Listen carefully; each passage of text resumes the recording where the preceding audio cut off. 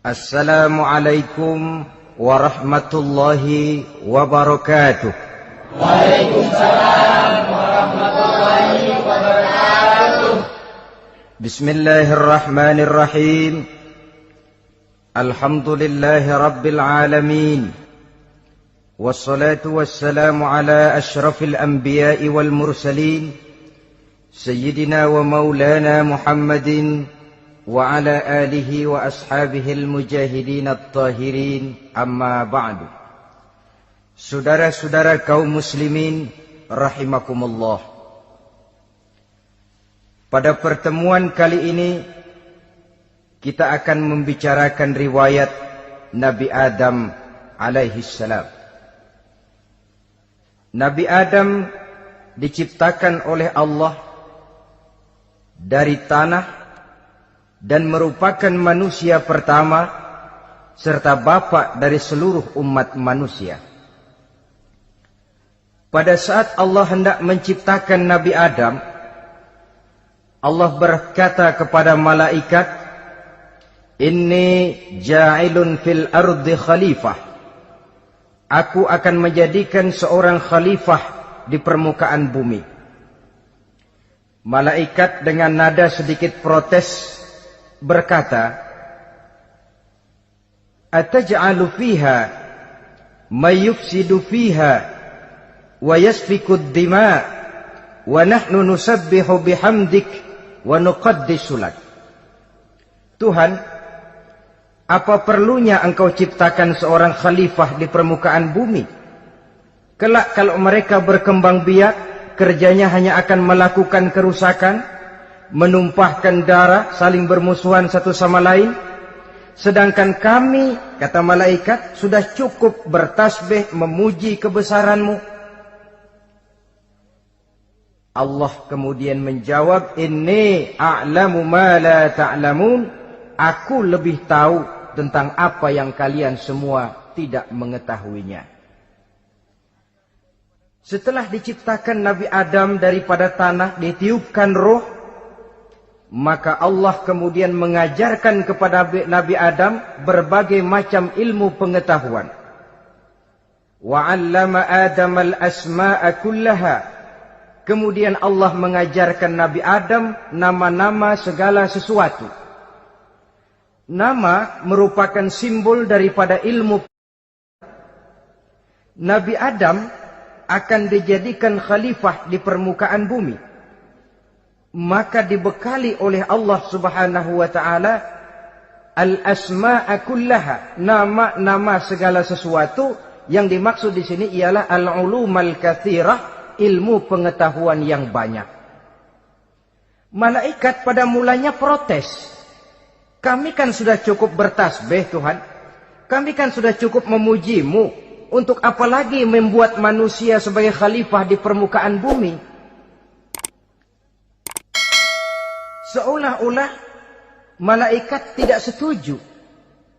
Allah yang maha tahu rahasia segala sesuatu memberikan vonis, aku lebih tahu tentang apa yang kalian semua tidak tahu. Oleh karena Nabi Adam dipersiapkan untuk menjadi seorang khalifah di permukaan bumi, maka dibekali oleh Allah dengan ilmu pengetahuan. Begitu Nabi Adam dan begitu kita.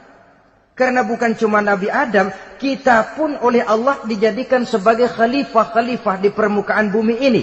Yang nilai kekhalifahan kita bergantung kepada kondisi kita masing-masing. Ada orang yang menjadi khalifah level internasional, menjadi pemimpin dunia Islam. Ada orang menjadi khalifah level nasional saja. Ada khalifah tingkat kota saja, ada khalifah tingkat kecamatan, ada khalifah tingkat RW, RT, sekurang-kurangnya khalifah untuk tingkat rumah tangga masing-masing. Nah, tanpa membekali diri dengan ilmu pengetahuan, jangan berharap kita akan bisa melaksanakan tugas sebagai khalifah di permukaan bumi ini. Apapun saja, Nabi mengajarkan, man arada dunya fa'alaihi bil ilmi, wa man arada al-akhirata fa'alaihi bil ilmi, wa man aradahuma fa'alaihi bil ilmi. Siapa yang menginginkan dunia harus dengan ilmu. Yang menginginkan akhirat juga harus dengan ilmu. Yang menginginkan dunia akhirat juga harus dengan ilmunya. Tanpa dasar ilmu, maka manusia tidak akan bisa menjalankan tugas kekhalifahan. Setelah diajarkan Adam nama segala sesuatu, dikonfrontir, dihadapkan dengan malaikat. Hei malaikat, kalau tadi kamu bilang buat apa perlunya menciptakan khalifah? Nih bentuknya. Adam. Sekarang hei malaikat, coba kamu sebutkan nama segala sesuatu ini yang ada di sini ini.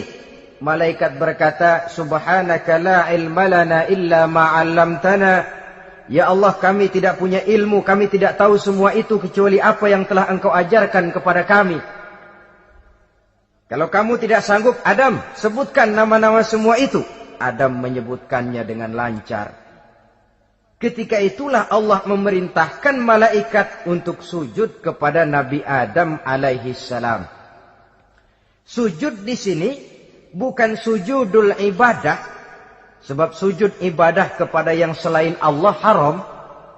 Tapi sujud di sini sujudut tawadhu' i'tirafan bifadili Adam. Sujud merendahkan diri sebagai pengakuan terhadap keutamaan dan kelebihan Nabi Adam. Maka orang yang banyak ilmunya lebih utama dari orang yang hanya banyak ibadahnya. Bahkan iblis lebih takut kepada orang alim yang sedang tidur daripada orang goblok yang lagi ibadah. Model ini diceritakan dalam Ihya-nya Imamul Ghazali. Iblis masuk ke masjid mau menggoda orang lagi sholat. Sudah masuk di pojok masjid, dia lihat orang lagi tidur. Ngacir iblis keluar, cepat benar. Pucat mukanya. Ketemu di jalan sama temannya. Kenapa lari, Mas?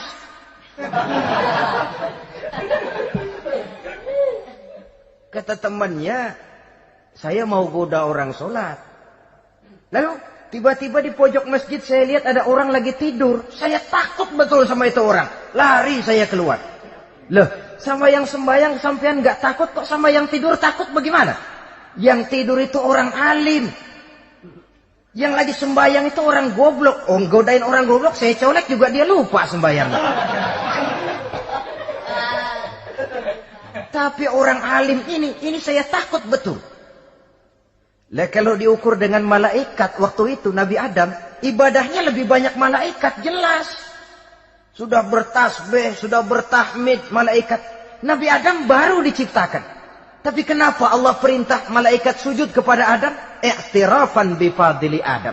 Keutamaan Nabi Adam. Pantas untuk diserahi tugas sebagai khalifah mengatur kehidupan di muka bumi. Kalau malaikat yang jadi khalifah di dunia ini, nggak rame dunia. Coba, malaikat, material, harta nggak perlu. Seksual nggak perlu. Dunia ini hambar. Justru dunia ini menjadi ramai setelah manusia diberikan fungsi sebagai malaikat, sebagai khalifah oleh Allah Subhanahu wa taala. Saudara-saudara kaum muslimin rahimakumullah, setelah nyata kelebihan Nabi Adam, maka Allah perintahkan Nabi Adam tinggal di surga dengan segala kenikmatan yang ada di dalamnya. Tapi lantaran sendirian, kesepian Nabi Adam ini. Allah Maha Tahu, maka diciptakannya pasangannya, yaitu Siti Hawa dari tulang rusuk yang sebelah kiri. Sehingga Nabi pernah pesan begini, Istausu bin nisa fa innahunna khuliqna min dhil'in. Hati-hati kamu ngadepi perempuan. Yang tolong dengar nih yang laki-laki, yang perempuan belaga budak aja dulu lah. Hati-hati kamu ngadepi perempuan. Fa innahunna khuliqna min dhil'in, karena perempuan diciptakan dari tulang rusuk sebelah kiri. Apa watak tulang rusuk? Tulang rusuk itu kan bengkok.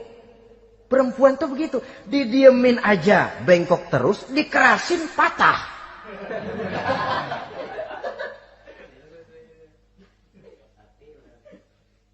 Saudara-saudara, di sini kita ambil satu hikmah bahwa ternyata yang bikin hidup terasa enak karena di sekitar kita banyak orang lain. Bodoh manusia kalau dia merasa bisa hidup sendirian. Tinggal di tengah kampung tapi gayanya gaya orang tidak mau kenal dan tidak mau tahu sama tetangga.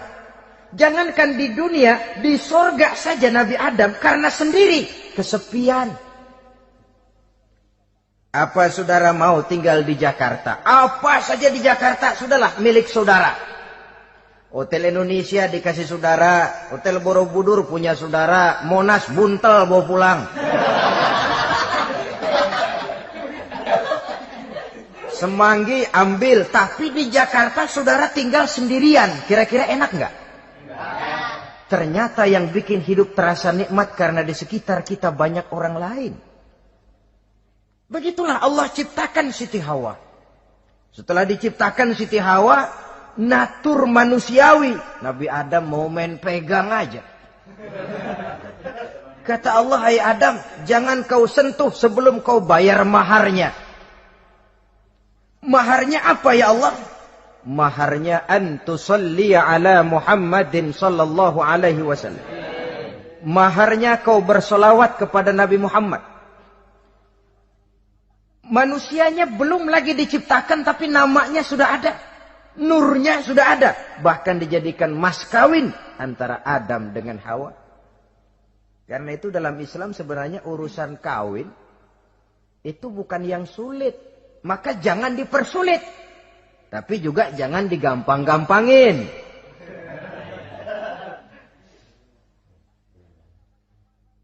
Artinya yang namanya mahar ini, walaupun cuma sebentuk cincin besi kalau orang sangat tidak mampu.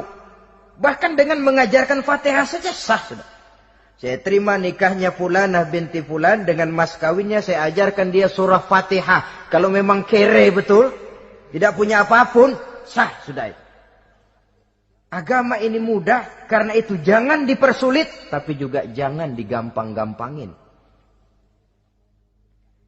Setelah itu Allah memerintahkan, ya Adam uskun anta wa zawjukal jannah. Hai Adam, kau dan istrimu tinggallah dalam sorga. Wa kula minha ragadan haitsu syi'tuma. Segala makanan yang ada di dalamnya boleh kau makan. Pakaian yang aneka warna boleh kau pakai. Nikmati seluruh fasilitas yang ada di sorga ini. Cuma atu aja Adam. Yang lain boleh dah. Mau ngapa pakai atu aja jangan. La taqraba hadhihi syajarah. Jangan kamu dekati pohon khuldi itu. Dekat saja jangan. Apalagi sampai metik. Jangan Adam. Saudara, ma'asyiral muslimin, itulah watak manusia. Kalau ada 10 persoalan, yang 9 boleh, yang 1 tidak boleh, yang tidak boleh yang bikin dia penasaran. Gua pengen tahu ngapa kagak boleh sih. Timbul penasaran. Apalagi iblis selalu berusaha. Sebab pada waktu malaikat disuruh sujud, semuanya sujud kepada Adam. Iblis tidak mau sujud. Tuhan tegur, iblis, kenapa kamu tidak mau sujud? Mana mungkin Tuhan. Saya kan dibikin dari api, kata iblis. Adam dari tanah. Unsur api lebih mulia dari unsur tanah. Masa saya harus tunduk kepada Nabi Adam? Gengsi dong. Adam kan anak kemarin sore, baru dibikin. Masa saya harus tunduk kepada orang yang macam itu? Ini kan perintah aku iblis. Kalau kau tidak mau tunduk, keluar dari sorga ini. Terusir iblis dari sorga karena kesombongannya tidak mau sujud kepada Adam. Nah, logika, kalau udah di sorga aja sombong diusir, apalagi yang masih tinggal di pinggir kali sombong.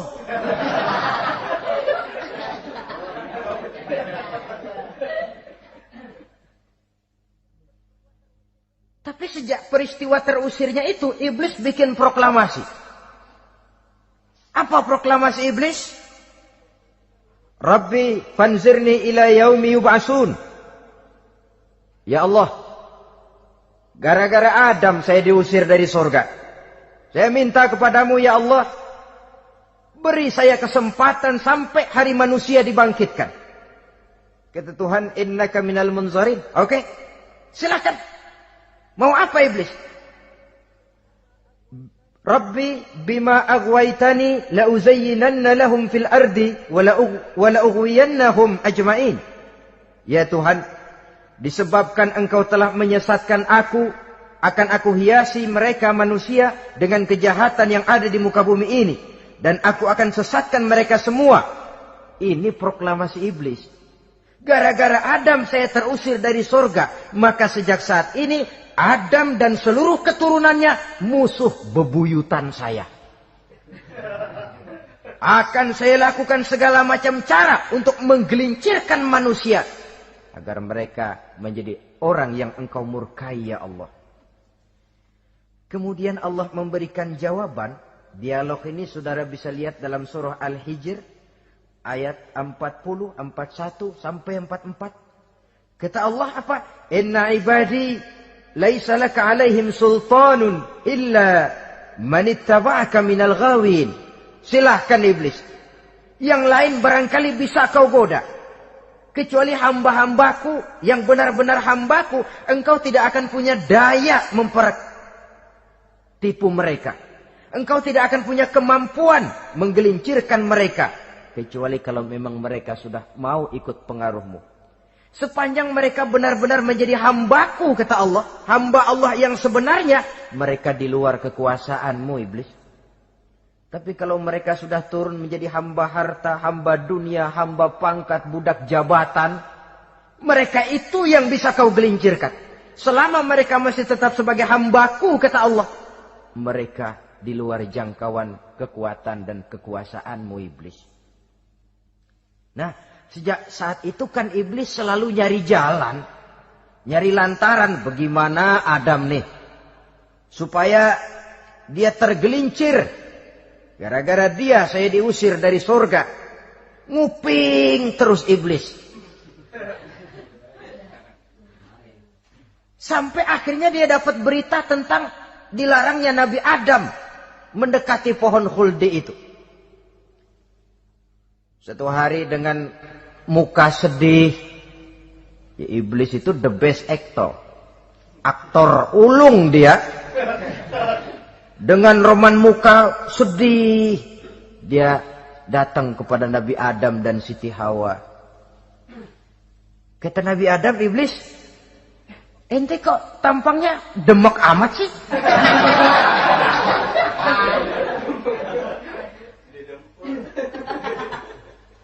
Kenapa begitu sedih? Adam, saya sebenarnya tidak ada yang bikin saya sedih. Cuma saya dapat berita bahwa engkau tidak akan selamanya di dalam surga ini. Wah Adam, kalau engkau bisa tetap tinggal di surga bersama istrimu, alangkah bahagianya saya, kata iblis. Tapi saya dapat kabar, ente nggak bakalan lama-lama di surga. Buktinya ente dilarang makan buah khuldi. Khuldun artinya kekal. Kalau kau makan buah itu, kau akan kekal di surga Adam. Tuhan nggak pengen, makanya dilarang. Wa qasamahuma inni lakuma laminan nasihin. Untuk memperkuat omongannya, sumpah si iblis. Bener Dam, saya sih ngomong cuma buat kepentingan ente. Saya sayang sama ente. Yang tahu cuma saya dah. Bicaranya seolah-olah untuk kepentingan Nabi Adam. Sebenarnya tujuannya tidak lebih menjerumuskan Nabi Adam. Begitu iblis zaman dulu, zaman Adam. Dan begitu iblis zaman sekarang. Seolah-olah bicaranya untuk kepentingan umat Islam. Tapi sebenarnya tujuannya ngelecehin. Memperdayakan umat Islam. Dia bilang kepada Adam, saya sih cuma ngasih saran Adam, kalau ente pengen selamanya di surga, petik aja tuh buah. Pokoknya beres dah. Itu si Tuhan ngelarang bohongin doang lo. Supaya kau dan istrimu tidak lama-lama di surga, maka dilarangnya kau memakan buah khuldi itu. Udah, embat aja. Saudara-saudara, tipu daya iblis ini bisa kita baca dalam surah Al-A'raf ayat 20 sampai ayat 22. Nabi Adam tergoda, ditambah oleh bujuk rayu Siti Hawa. Nabi Adam yang setengah hati itu akhirnya terpancing betul. Sebab itu perempuan, walaupun peranannya tidak begitu kelihatan, tapi memang sangat menentukan. Tidak ada seorang suami bisa sukses jadi apapun dia tanpa peran serta istrinya. Karena itu sebagai muslim, kita punya teman hidup dan kita punya lawan hidup. Siapa teman hidup kita? Dalam arti sempit, teman hidup kita istri. Kalau dia istri tentu suami yang taat kepada Allah dan Rasulnya. Dalam arti luas, teman hidup kita ialah setiap muslim. Setiap orang yang pandangan hidupnya sama dengan kita. Itu teman hidup. Lalu lawan hidup kita siapa? Lawan hidup kita secara mutlak iblis dalam segala bentuknya. Iblis yang berbentuk halus, ini ngusirnya rada lebih gampang. Konon ya, iblis setan itu kalau dengar orang azan kan lari. Takut dia, dibacakan bismillah, minggir. Yang sulit diusir ini iblis yang berbentuk manusia. Diazanin nyengir.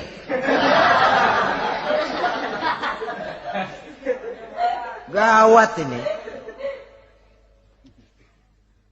Saudara-saudara, ini musuh dalam artian mutlak. Sedangkan musuh dalam artian ideologis, setiap orang yang pandangan hidupnya tidak sama dengan kita. Bahasa langsungnya, setiap orang di luar Islam secara ideologis, ya. Adapun secara manusiawi, kita tetap toleransi, saling menghormati, setuju dalam perbedaan pendapat, kembali kepada prinsip lakum dinukum. Kewajiban saling menghormati sesama manusia, tapi secara ideologis tidak ada kompromi. Begitulah Nabi Adam tergoda. Dan begitulah iblis selalu menggoda keturunan-keturunan Nabi Adam sampai kepada kita sekarang ini. Tiap kali kita hendak melakukan berbagai kebaikan, iblis ini mulai bisik, kasar, kusuk, kesek. Saudara tadi dari rumah mau berangkat niat dengerin ceramah macam ini. Apa dikira iblis enggak? Wah, gatal iblis. Kata iblis, alah jangan bertingkah lah dengerin ceramah. Ceramah mah urusan 70 ke atas. Ente masih muda. Berjuang kita. Jihad, bismillah. Tidak, saya mau dengar ceramah. Berangkat kita ke tempat ini. Sampai di sini apa dikira iblis diam? Enggak. Dia bisikin lagi. Iya, lu hadir ke sono dah. Cuma nyampe sono lu ngomong aja ngomong dah. Ustadz mah jangan didengerin, ngomong aja udah. Perang lagi jihad, saya nggak mau ngomong, mau dengerin betul-betul. Kata iblis, iya lu dengerin dah, jangan ngomong, cuman pules.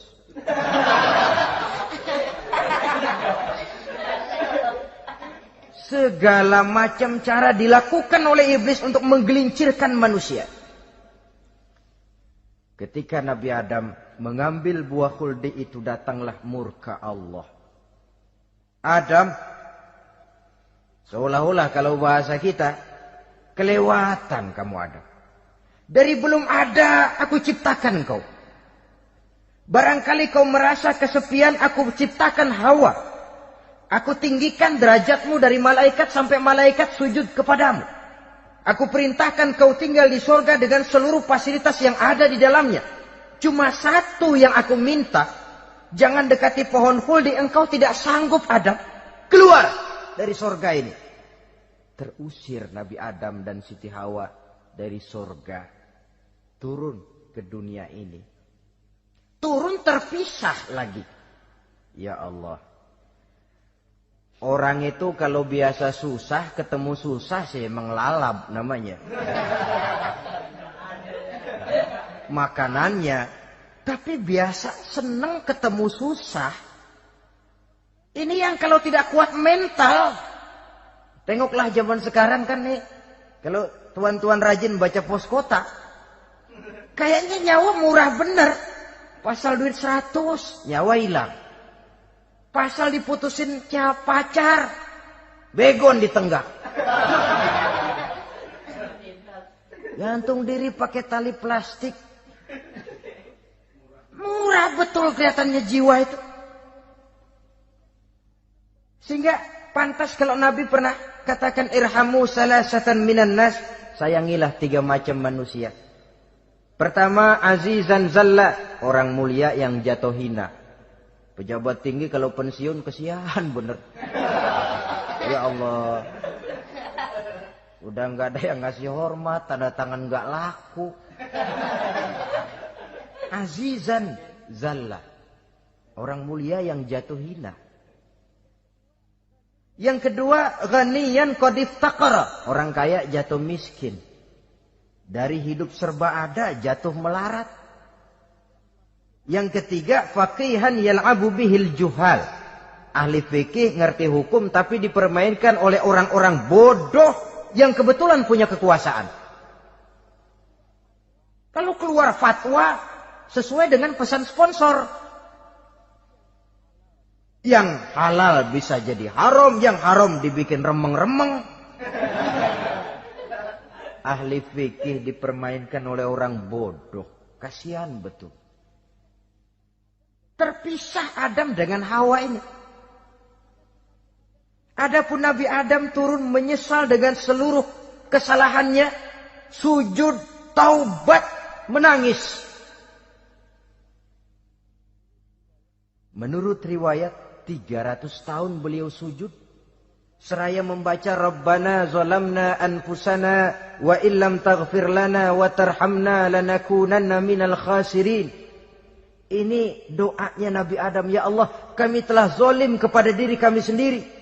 Andai kata engkau tidak kasihan, tidak memberikan ampun kepada dosa yang kami lakukan, sungguh kami termasuk ke dalam golongan orang-orang yang rugi. Ini yang dibaca Nabi Adam dalam taubatnya. Di akhir taubatnya, Nabi Adam munajat kepada Allah. Ya Allah, dengan kebesaran Muhammad ampunilah dosa saya. Allah tegur, kaifa araftahu ya Adam walam akhluqhu. Dari mana kau bisa tahu nama Muhammad Adam padahal aku ciptakan saja belum manusianya. Kata Nabi Adam, pertama ketika engkau ciptakan saya, engkau tiupkan ruh ke dalam jasad saya, terbuka mata saya memandang ke bawah arasmu. Di sana nampak dengan jelas tertulis di kaki arasmu, La ilaha illallah Muhammadur Rasulullah. Taulah saya bahwa Muhammad ini orang yang paling dekat dengan engkau ya Allah. Sampai namanya bergandengan dengan namamu di kaki arasmu. Yang kedua, ketika saya hendak menyentuh Hawa, kau juga yang mengatakan jangan kau bayar maharnya sebelum kau bersolawat kepada beliau. Saudara hadirin yang saya hormati, Nabi Adam diterima taubatnya oleh Allah. Kemudian dipertemukan kembali dengan Siti Hawa setelah sekian lama berpisah.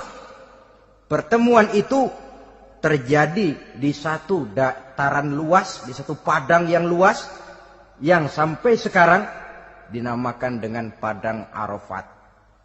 Tempat para ibadah haji melakukan wukuf, yaitu puncak pelaksanaan ibadah haji.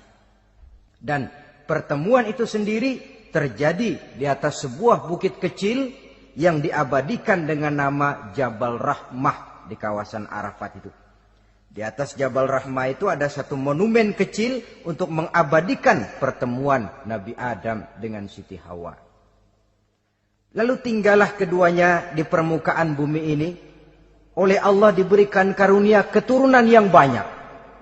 Dan tiap kali lahir kembar. Kembarnya laki perempuan, laki perempuan, laki perempuan. Dari sinilah berkembang biak manusia. Di mana di zaman Nabi Adam perkawinannya silang. Karena tentu tidak ada manusia lain. Perkawinan silang itu artinya, kalau si A dan B, A ini laki, B perempuan, kemudian lahir kembar kedua antara C dengan D, maka begitulah yang A dikawinkan dengan D, yang C dikawinkan dengan B. Perkawinan silang. Tidak boleh perkawinan yang kembar sama waktu dilahirkan. Nah, di antara putra-putra Nabi Adam yang kemudian juga membuat sejarah, yaitu Habil dan Qabil. Habil, saudara kembarnya namanya Labuda, perempuan. Qabil, saudara perempuannya Iklimah. Menurut hukum perkawinan waktu itu harus silang. Habil harus kawin dengan Iklimah dan Qabil harus kawin dengan Labuda. Tapi Qabil protes. Dia kepengen kawin dengan saudara kembarnya sendiri. Dalam arti yang sama-sama dilahirkan dengan dia, yaitu Iklimah. Kenapa? Karena kebetulan rupa Iklimah ini lebih cantik daripada Labuda. Protes kepada ayahandanya Nabi Adam. Apa? Saya tidak terima, saya harus kawin dengan Iklimah. Tidak Qabil, kamu harus kawin dengan Labuda. Enggak mau. Kenapa dengan Labuda? Kurang kece.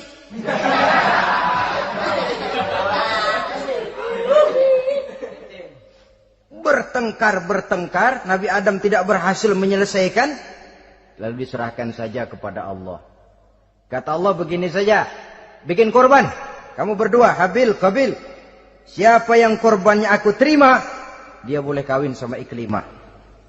Ternyata korban yang diterima adalah korbannya Habil.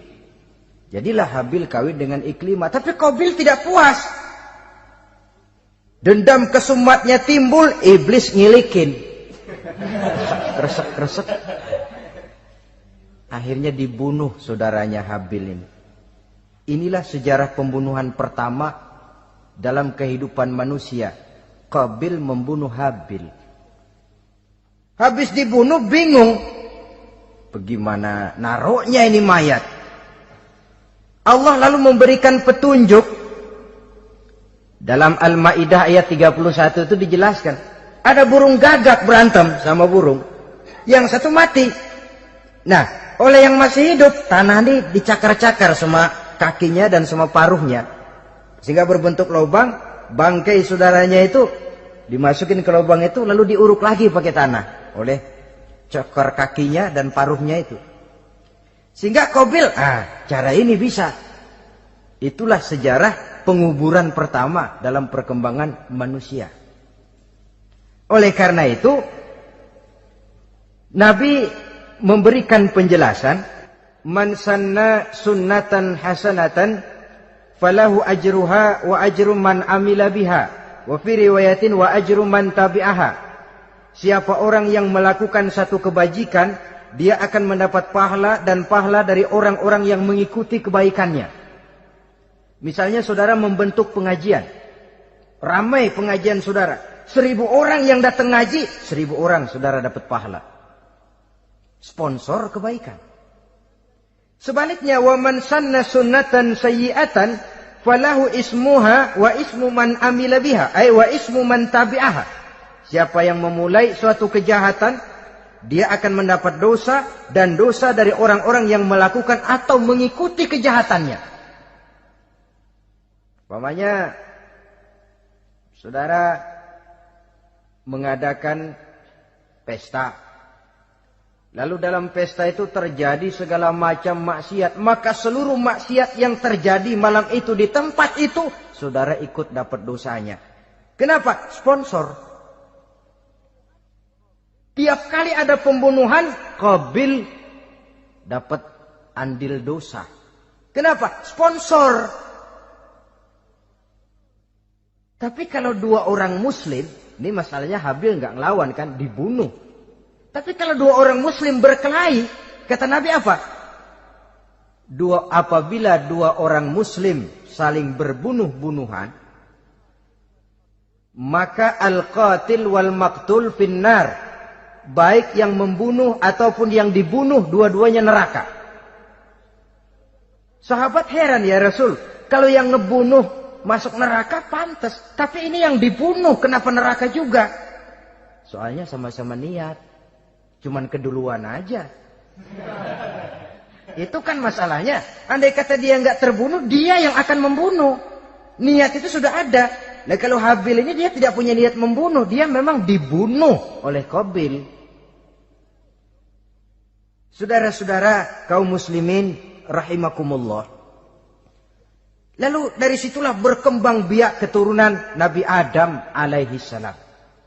Sehingga dengan demikian bisa kita katakan sebagai satu konklusi. Pertama, bahwa manusia adalah makhluk Allah yang menempati kedudukan tertinggi. Dan berasal dari Nabi Adam sebagai manusia pertama. Dengan malaikat sekalipun, manusia sebenarnya lebih tinggi. Kapan? Kalau dia tetap benar-benar sebagai hamba Allah. Yang membekali diri dengan ilmu pengetahuan. Laqad khalaqnal insana fi ahsani taqwim. Kami ciptakan manusia dalam bentuk yang paling baik.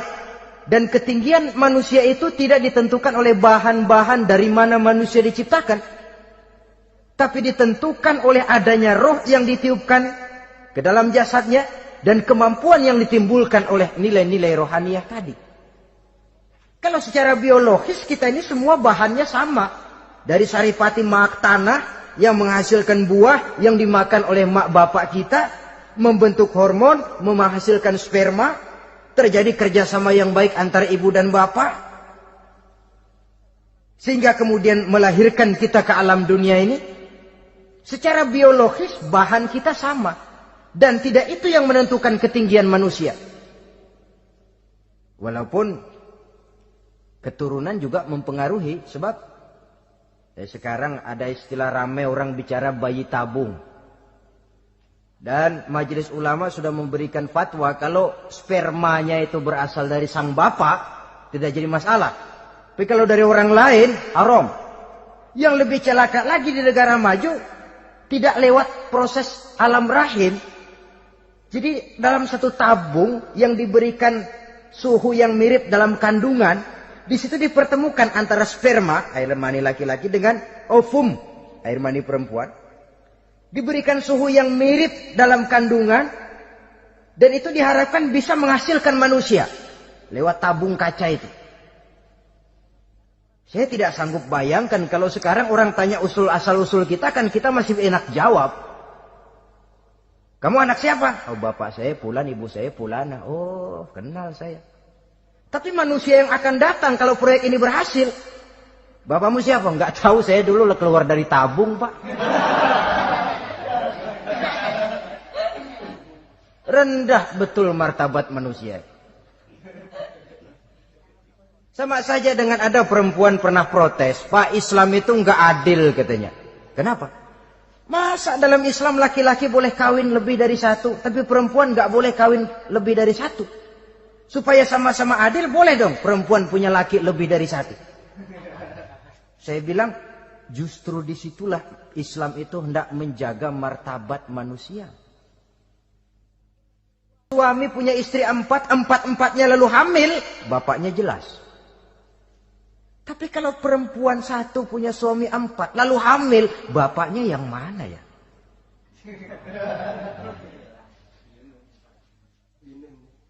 Rendah martabat manusia. Ketika si bayi lahir, ibunya lihat, ini jidatnya kayak si A ini. Sudah, ini anakmu saja nih, jidatnya jidat kamu. Kata, antar dulu jidat saya, tapi kuping B ini nggak mau saya. Terkatung-katung si anak tanpa tahu kemana dia mesti manggil bapak. Ibu daftarin anak ke sekolah, Pak Guru tanya lagi, ini bin siapa, Bu? Bingung lah, udah tulis